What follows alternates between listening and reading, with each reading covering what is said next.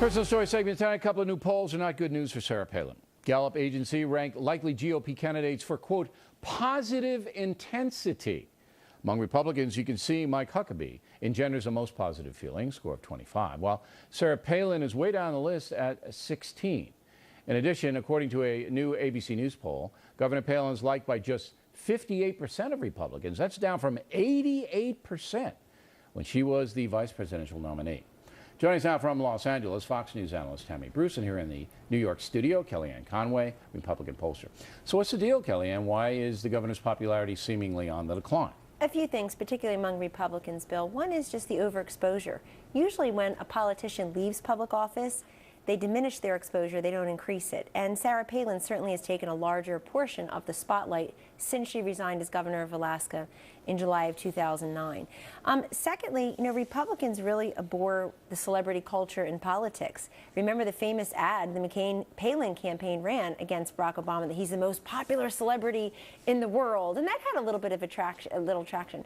The other thing that's going on with Republicans is some of them are critical of her choices. She has every right to go and do a reality show, to resign as governor early, to do the monologue after the Tucson shooting.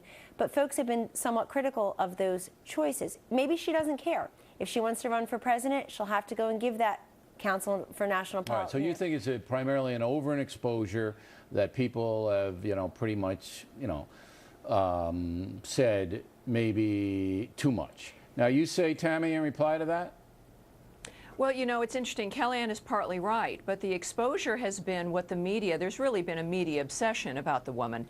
Palin is, I think, very much what's considered an unknown known. While people know of her, they know about her, but they have never really heard from her on a political framework on a consistent basis in an unfiltered way. So the real question becomes not where the polls are now, but the fact that she has the most to gain when she moves in, if she does move into a political primary season. Well, I think it's true. Being able to move into the debates in an unfiltered way with the TV ads and being able to take control of that image back. And that's where the big move will happen. I think you're right, and there's ebbs and flows in everybody's popularity, and that's what's happening. But remember that the governor has a platform here at Fox News to get any point that she wants across.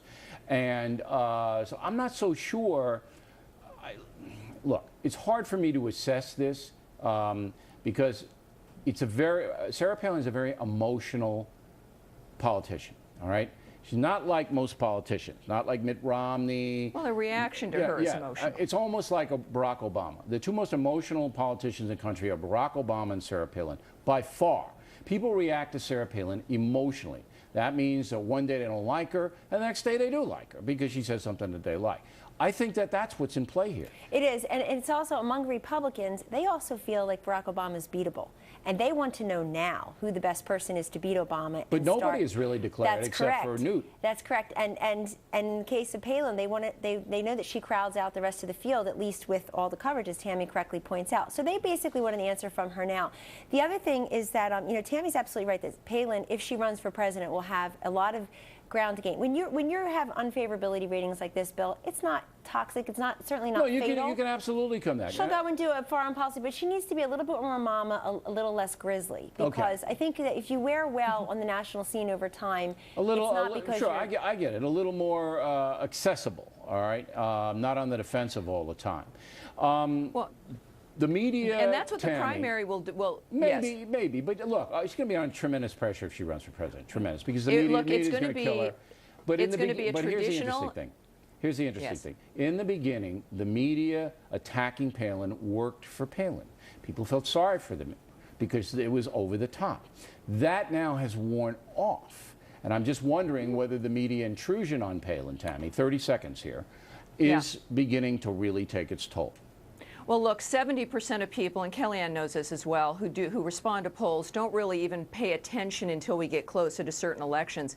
The fact of the matter is, if Palin moves into a primary dynamic, it's going to be traditional. She's going to be meeting people one-on-one. People are finally going to really get to know her. She will be able to have a tremendous impact with a real direct personal framework.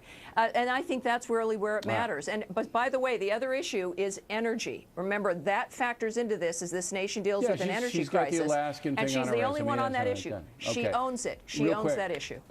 Is she going to run? She may. I wouldn't if I were her. You have to give up too much fun, too much power, too much money. And she's got a great platform with what she's doing now. Proved herself to be a fairly good queen maker and king maker last cycle. And it's a very personal decision. If she does run, you know, now, luckily for her, Bill, she's no longer the pace car. She's just one of the pack. And I think that's actually a benefit for her to not be the front runner. Okay. Ladies, thank you. When we come right back, it will be Miller time.